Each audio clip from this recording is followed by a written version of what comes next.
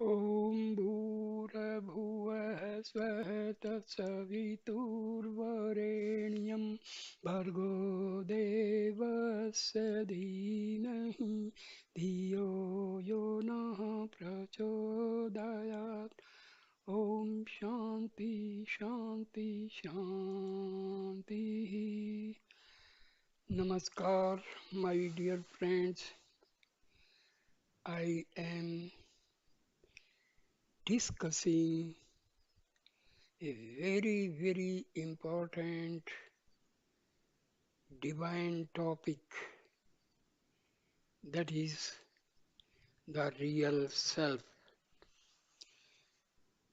This article was in the form of a lecture given on January 7, 1903 at the Golden Gate Hall in San Francisco by Swami Tirtha, a great Advaitic Vedantist. He addressed like this: the all powerful God in the form of ladies and gentlemen. In a German folklore, we hear about a man who lost his shadow. That's a very strange thing. A man lost his shadow, and that man had to suffer for it. All his friends deserted him, all propriety left him, and he was in a very sorry plight for it. What will you think of a man who, instead of losing his shadow, loses the substance? There may be hope for a man who loses only the shadow, but what hope can there be for a man who loses the substance, the body? Such is the case of the majority of people in this world. Most men have lost not their shadow but their substance, the reality.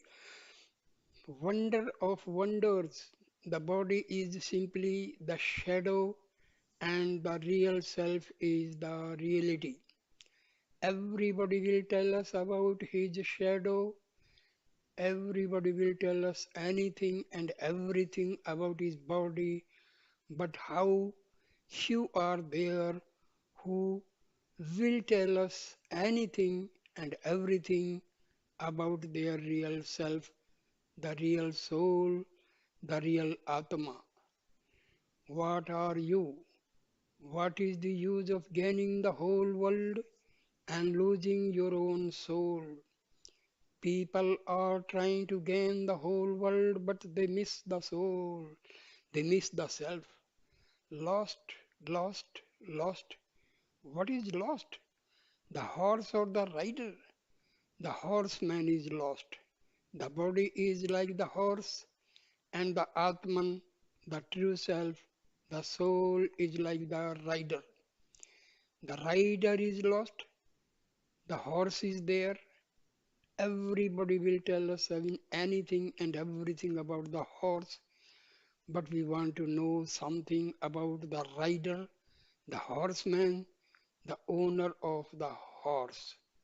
Tonight, we propose to know what the horseman or the rider, the true self, is. That is a deep subject. That is a subject upon which the philosophers of the world have been racking their brains, upon which each and all have been trying their best. It is a deep subject and it is hard to do justice to the subject within the short space of 1 hour or so. Still, we shall try to make it as easy as possible by means of an illustration or story. This subject was explained once to a young man of the age of about 12 or 16, and he understood it thoroughly in a short time. If that boy of the age of 15 or 16 could understand it, each and all of you will be able to understand the subject thoroughly, provided you pay close, undivided attention. The method of exposition will be the same as was adopted in the case of that small boy. Once upon a time, the son of an Indian king came to Rama in the mountains and put this question: Swami, Swami, what is God? This is a deep question, a very difficult problem. This is the one subject which all the theologies and all the religions propose to investigate, and you want to know all about it in a short time. He said, Yes, sir, yes, Swami. Where shall I go to have it explained? Explain it to me, the boy was asked. Dear Prince, you want to know what God is? You want to make acquaintance with God, but do you not know that the rule is when a man wants to see a great personage, he will have to send his own card first. He will have to send to the chief his own address and name.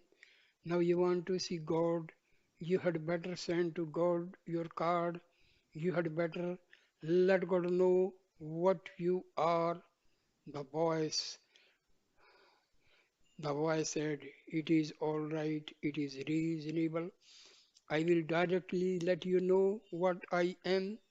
I am the son of King so and so, living on the Himalayas in northern India. This is my name. He wrote it out on a piece of paper. It was taken up by Rama and read. It was not put into the hands of God directly, but was given back to that prince, and the prince was told, O prince, you do not know what you are. You are like the illiterate, ignorant person who wants to see your father, the king, and cannot write his own name. Will your father, the king, receive him? Prince, you cannot write your name. How will God receive you? First tell us correctly what you are, and then will God come to you and receive you with open arms. The boy reflected. He began to think and think over the subject. He said, Swami, Swami, now I see, now I see. I made a mistake in writing my own name. I have given the address of the body only, and I have not put upon the paper what I am. There was an attendant of that prince standing by. The attendant could not understand it.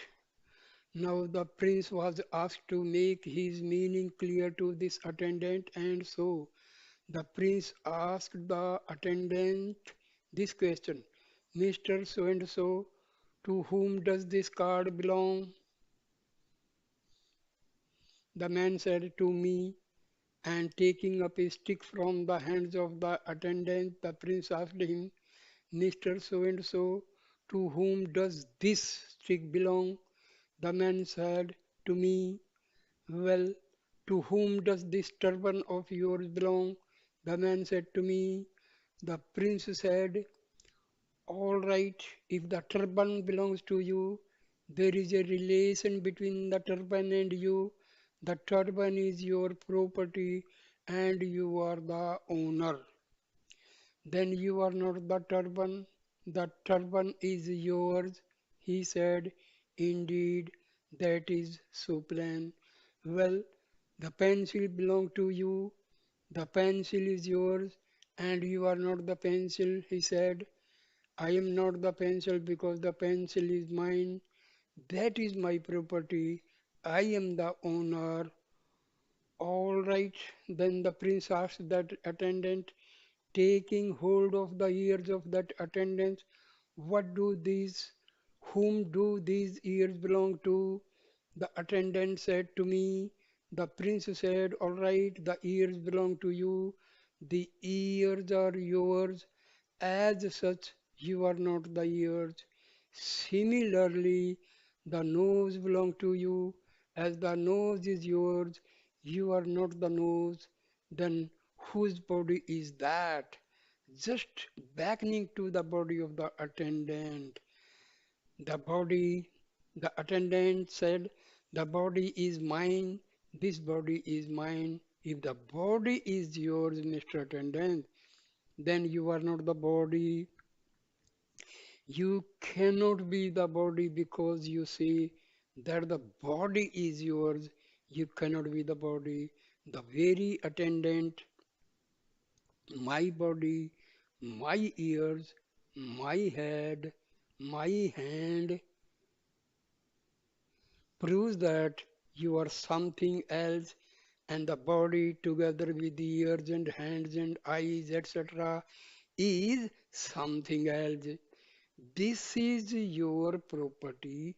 You are the owner, the master. The body is like your garment, and you are the owner. The body is like your horse, and you are the owner. Now, what are you? The attendant understood it so far and also concurred with the prince in saying that when the prince had put down on paper the address of the body and had mean that this address stood for himself, the prince had made a mistake. You are not the body, not the ears, not the nose, not the eyes, nothing of the kind. What are you then? Now the prince began to reflect and said, well, I am the mind. I am the mind. I must be the mind. Is that so indeed? The question was put to that prince. Now, can you tell me how many bones you have got in your body? Can you tell where the food lies in your body that you took this morning? The prince could make no answer, and these words escaped his lips. Well, my intellect does not reach that. I have not read that. I know I have not yet read anything of physiology or anatomy. My brain does not catch it. My mind cannot comprehend it. Now the prince was asked, dear prince, oh good boy, you say your mind cannot comprehend it, your intellect cannot reach up to that, your brain cannot understand this. By making these remarks, you confess and admit that the brain is yours, the mind is yours, the intellect is yours. Well, if the intellect is yours, you are not the intellect. If the mind is yours, you are not the mind. If the brain is yours, you are not the brain. These very words of yours show that you are the master of the intellect, the owner of the brain, and the ruler of the mind. You are not the mind, the intellect, or the brain. What are you? Think, think, please. Be more careful and let us know correctly what you are. Then will God be just brought to you and you will see God. You will be introduced directly into the presence of God. Please tell us what are you? The boy began to think and thought, but could not go further. The boy said, my intellect, my mind cannot reach further. Oh, how true are these words! Indeed, the mind or the intellect cannot reach the true divinity or God within. The real self, the true God, is beyond the reach of words and mind.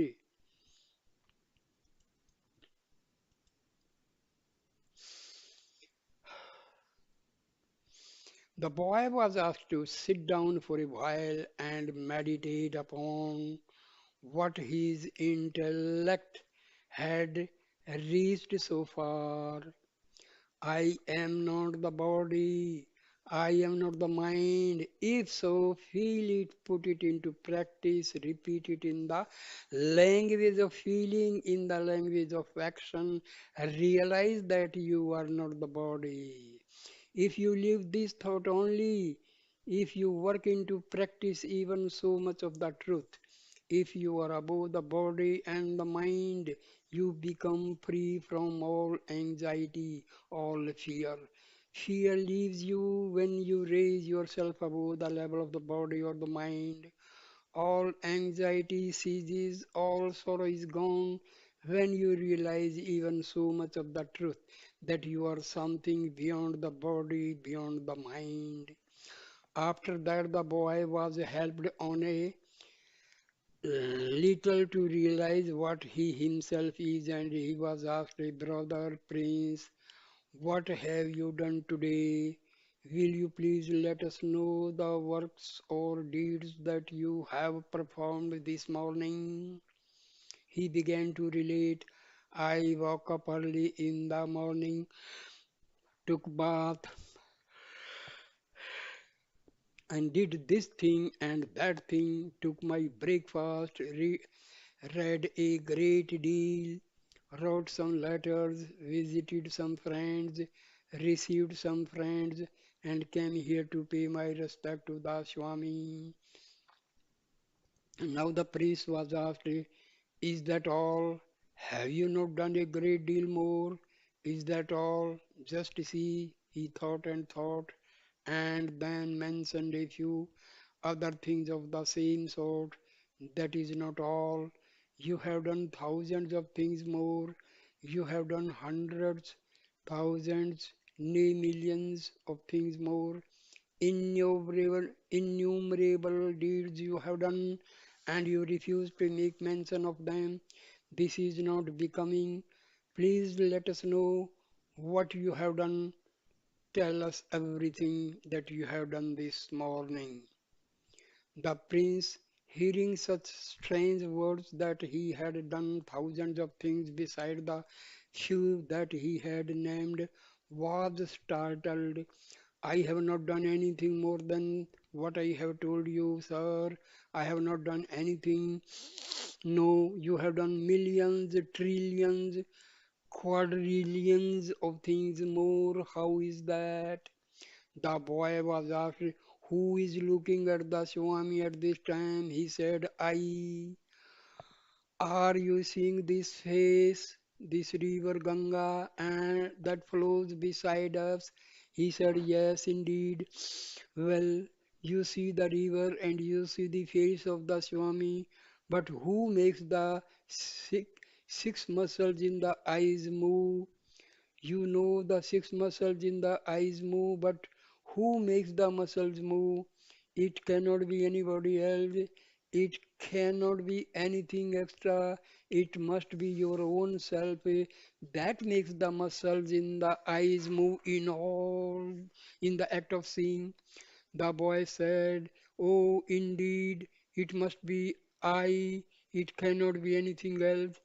Well, who is seeing just now? Who is attending to this discourse? The boy said, I, it is I. Well, if you are seeing, if you are attending to this discourse, who is making the oratory nerves vibrate? It must be you. It must be you. Nobody else. Who took the meals this morning? The boy said, I. Well, if you took the meals this morning and it is you that will go to the toilet and vacate, who is it that assimilates and digests the food? Who is it, please? Tell us if you eat and You throw it out, it must be you who digest it, it must be yourself that assimilates, it cannot be anybody else. Those days are gone when outside causes were sought after to explain the phenomenon in nature. If a man fell down, the cause of his fall was said to be some outside ghost. Science does not admit such solutions of the problem. Science and philosophy require you to seek the cause of a phenomenon in the phenomenon itself. Here you take the food, go into the toilet and throw it off. When it is digested, it must be digested by yourself. No outside power comes and digests it. It must be your own self. The cause of the digestion also must be sought within you and not without you. Well, the boy admitted. So far, now he was asked, dear prince, just reflect, just think for a while. The process of digestion implies hundreds of kinds of movements. In the process of digestion, in mastication, saliva is emitted from the glands in the mouth. Here is again the next process of oxidation going on. Here is blood being formed. There is blood coursing through the veins. There is the same food being converted into carnatic muscles, bones, and hairs. Here is the process of growth going on in the body. Here are a great many processes going on, and all these processes in the body are connected with the process of assimilation and digestion. If you take the food, it is you yourself who are the cause of respiration. You yourself make the blood course through your veins. Yourself make the hair grow. You yourself make the body develop. And here mark how many processes there are, how many acts, how many deeds there are that you are performing every moment.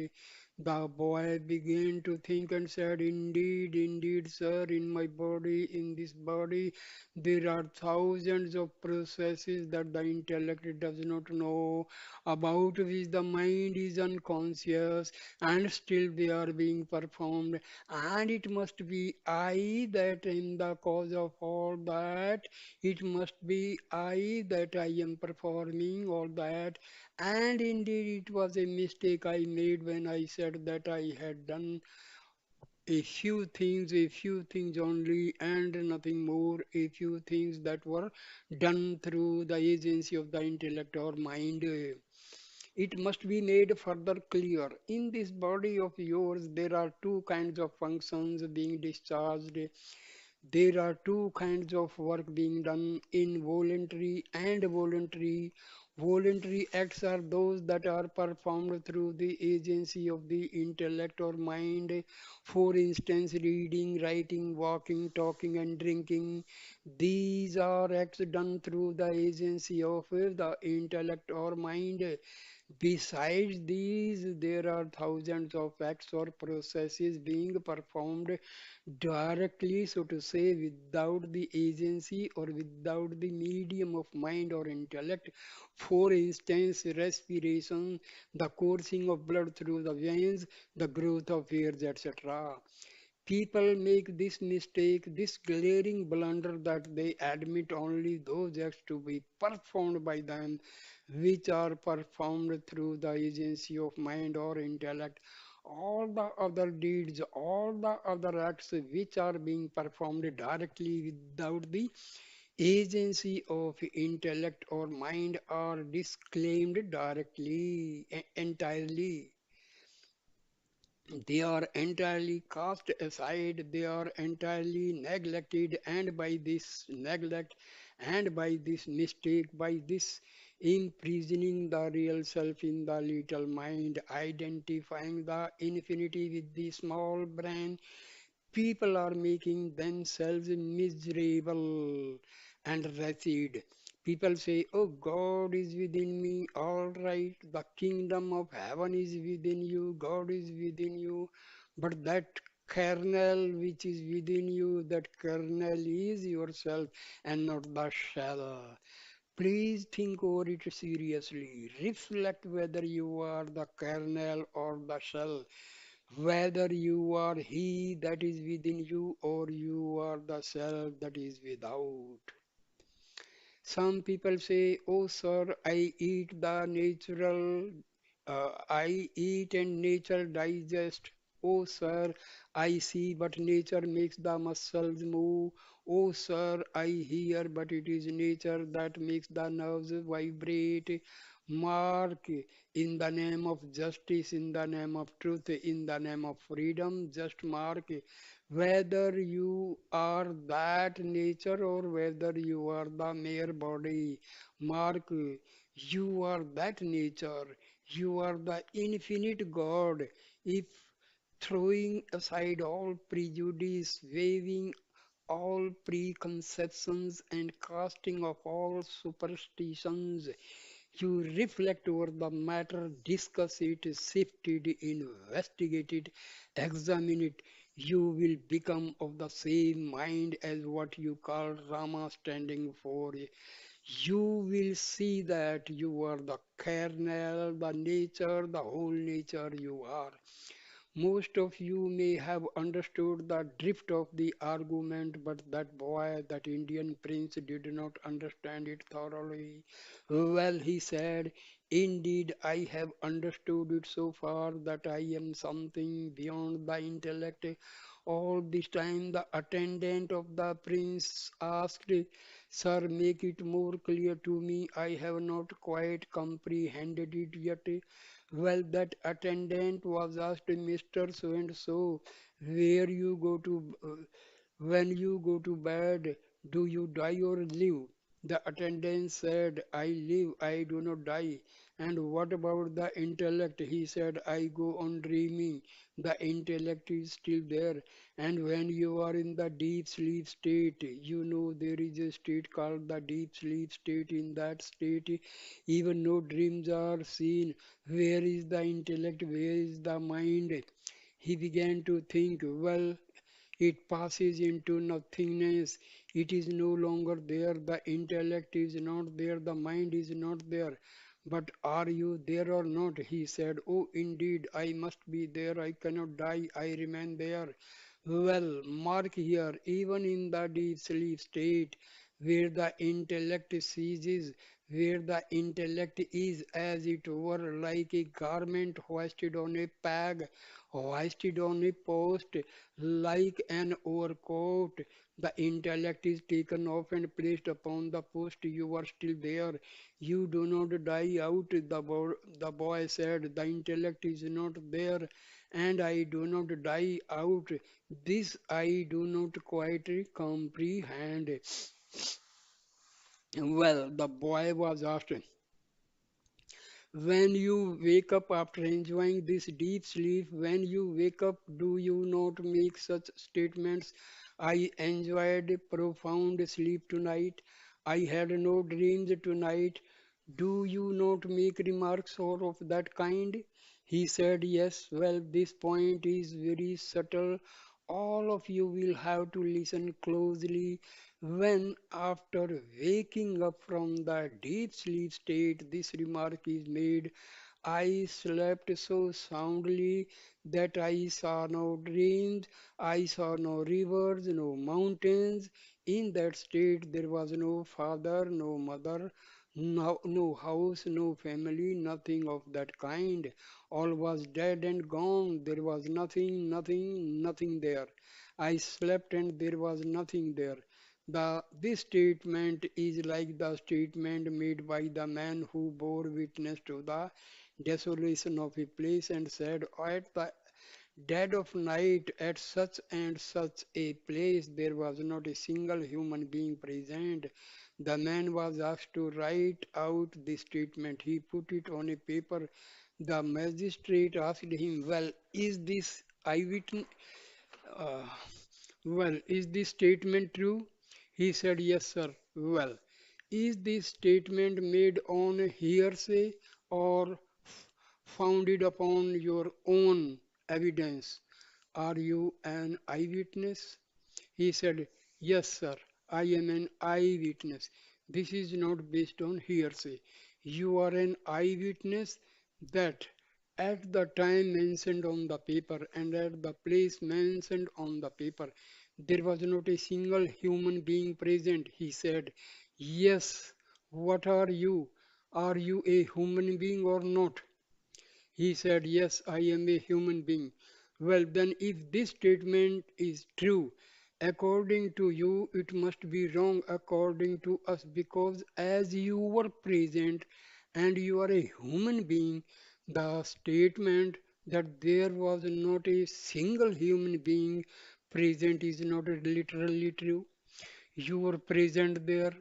In order that this statement may be true according to you, it must be false according to us. Because in order that there might be nobody, there must be somebody, must be at least yourself present at the time. So,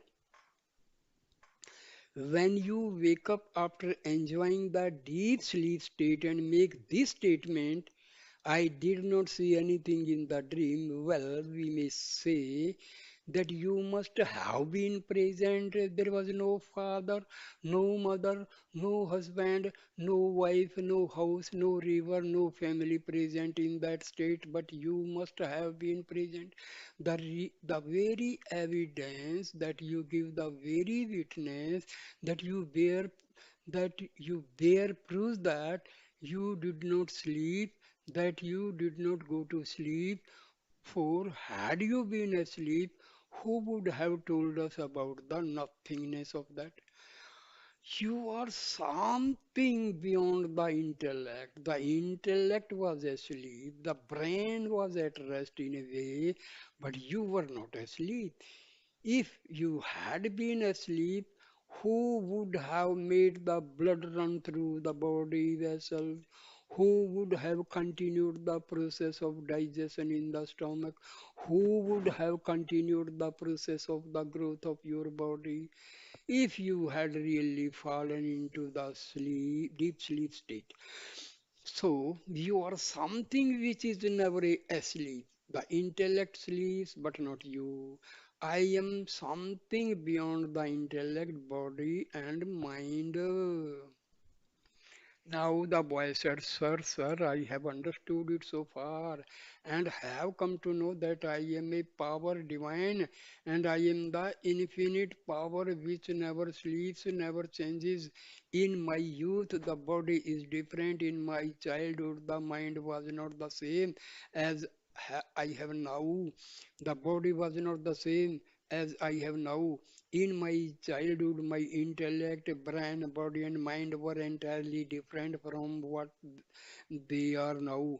Doctor tell us that after 7 years, the whole system undergoes a thorough change. Every moment the body is changing, and every second the mind is changing, and the mental thoughts, the mental ideas which you entertained in your childhood, where are they now? In the days of childhood, you looked upon the sun as a beautiful cake which was eaten by the angels. The moon was a beautiful piece of silver. The stars were as big as diamonds. Where are these ideas gone? The mind of yours, the intellect of yours has undergone a thorough wholesale change, but you still say, "When I was a child, when I was a boy, when I shall grow up to the age of 70, you still make such remarks which show that you are something which was the same in childhood, which was the same in boyhood, which will be the same at the age of 70.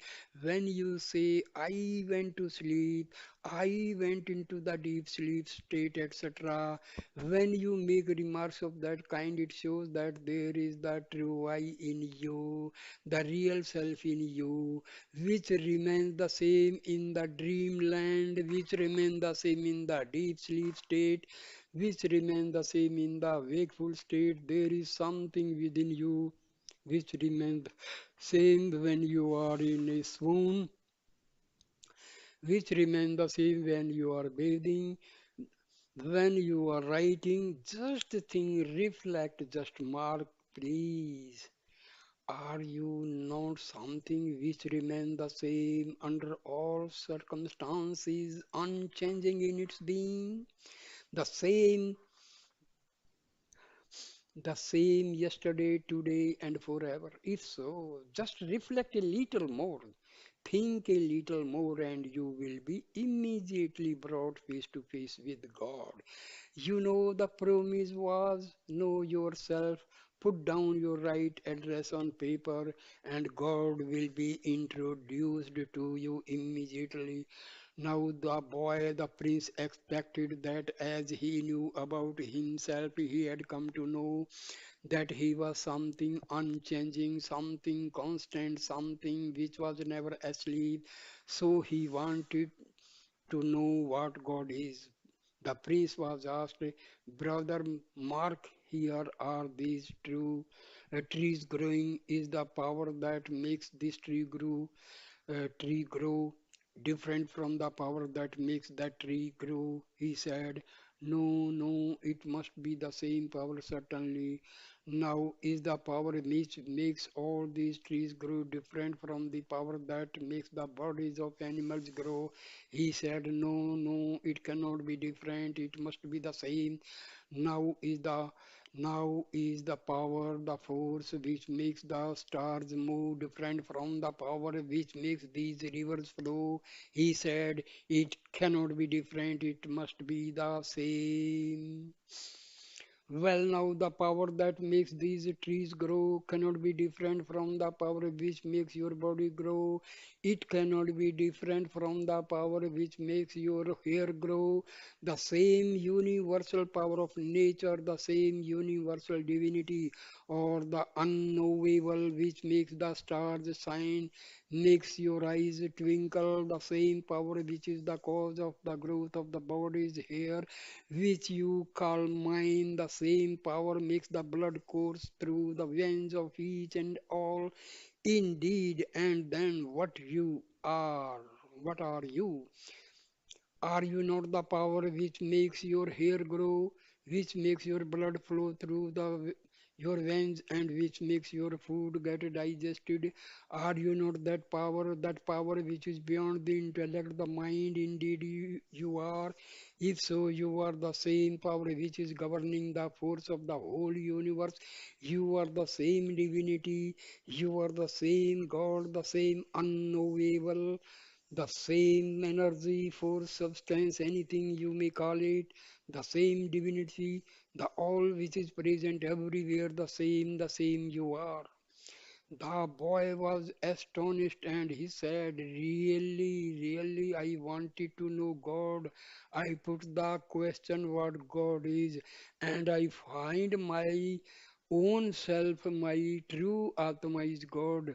What was I asking? What did I ask? What a silly question did I put? I had to know myself. I had to know what I am, and God was known. Thus was God known. The only difficulty in the way of realizing the truth is that people play the part of children. You know, children sometimes take a fancy to a particular kind of plate and do not want to eat anything except when it is served to them in the plates which have their fancy. They will say, I will eat in my plate, I will eat in my dish, I won't have anything in any other plate. Oh, children, see, it is not this particular plate alone which is yours. All the plates in the house are yours. All the golden dishes are yours. This is a mistake. If the people in this world know themselves, they will find the true self to be God Almighty, to be the infinite power, but they have taken a fancy for this particular plate, this head, this brain. What is done through this brain only, that is done by me. What is done through this mind or intellect, that is mine. And all else I want to have, all else I disclaim. I will have only that which is served to me in this particular plate. Herein comes selfishness. They want to get everything done through this plate and to take credit for this plate. They want to have everything accumulated around this little plate which they call particularly theirs. That with which they have identified them, uh, identified themselves. This is the cause of all selfishness, all anxiety and misery. Get rid of this false notion, realize your true self to be the all. Rise above this selfish egoism. You are happy this moment, one with the whole universe you are. This is a mistake of the same character as that which the prince made. The prince was put a catch question, where is your place? And he named the metropolis of the state. That is my place. Oh boy, that metropolis of the state is not the only place you have got. The whole state, the whole country is yours. You live in this, that metropolis, that capital of the state. While that capital is not the only place that is yours, the whole state is yours. This magnificent landscape, these fairy scenes, this grand Himalayas scenery, all this belong to you, and not only that particular small town. This is the mistake made by people. The intellect or brain may be called the metropolis or the capital of your real self, the Atma. You have not right, you have no right to claim this to yourself and deny everything else. This little metropolis of the brain, this metropolis of the mind or intellect is not the only place you have got. The wide world, the moon, the earth of the planets, the Milky Ways, all these are yours. Realize that, just regain your birthright and all anxiety, all misery ceases. People talk about freedom, people talk about salvation. What is that? What is it that has bound you first? If you want to be free, if you want to get salvation, you ought to know what is the cause of your bondage. It is just like a monkey in the fable. A monkey is caught in India in a very queer manner. A narrow naked basin is fixed in the ground, and in that basin are put some nuts and other eatables which the very queer manner. A narrow naked basin is fixed in the ground, and in that basin are put some nuts and other eatables which the monkey like.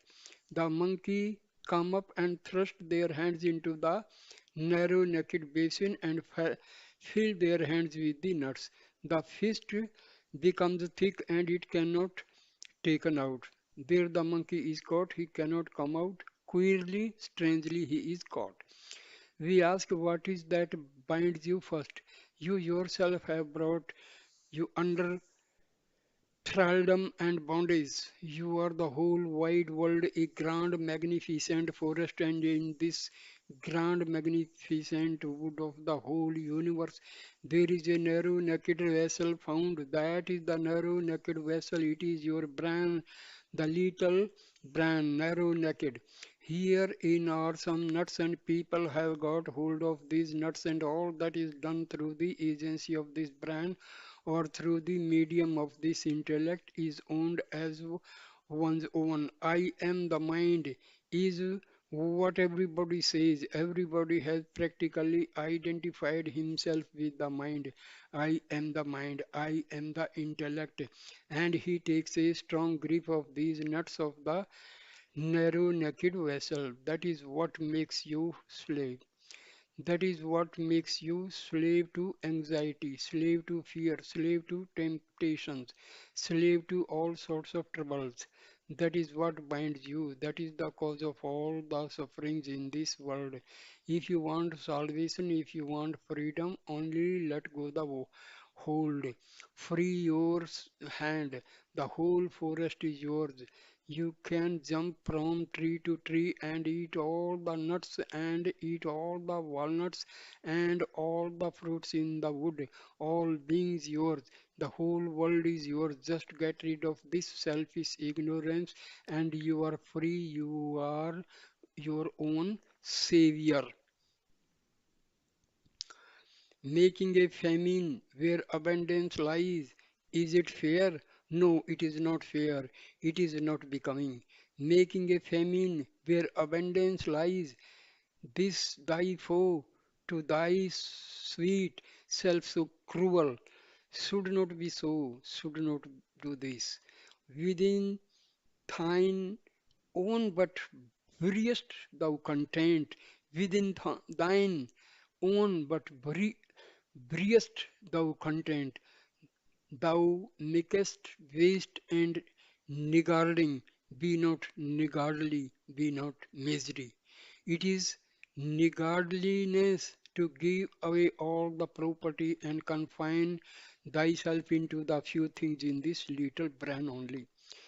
You will see that this brain of yours will become of infinite power if you realize your oneness with the all. That is what puts you in perfect harmony with the whole world. Oh, we can wait no longer. We too take ship, O soul intellect. Joyous we too launch out on trackless seas, fearless for unknown shores, on waves of ecstasy to sail. Amid the baffling winds, though pressing me to that I thee to me, O soul, caroling free, singing our song of God, chanting our chant of pleasant exploration, with laugh and many a kiss. Let others deprecate, let others weep for sin, remorse, humiliation, O soul. Thou please tell me I thee, ah, more than any priest, O soul, we too believe in God, but with the mystery of God we dare not dally. O soul, thou pleasest me, I thee, sailing these seas, or on the hills, or waking in the night, thoughts, silent thoughts of time and space and death like waters flowing. But we indeed, as through the regions infinite, whose air I breathe, whose ripples here leave me o'er. Bath me, O God, in thee, mounting to thee, I am my soul to range in my range of thee, O thou transcend, light of the light shading. So this is a big poem. Sail on, march on the real self, get rid of all this superstition, the superstition of the body, get rid of this hypnotism of the little body. You have hypnotized yourself into this brain or body. Get rid of that. Sail on, march on to the eternity, the reality, the true self, passage to more than India.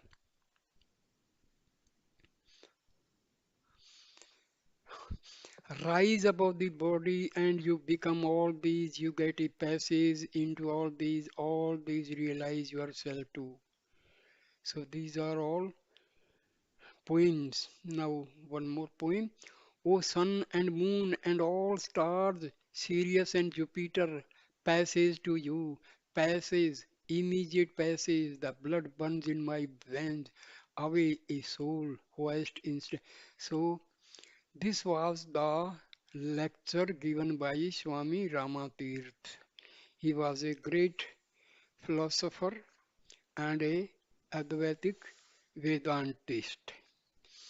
So he nicely make that prince understood the very nature of reality. Our Atma is the reality. So we have to understand with examples so nicely Swami Ram Tirtha explained to that prince. So my dear friends, I end this video here. Please like it, comment and share the video and please subscribe my channel. Thank you, my dear friend. Thank you.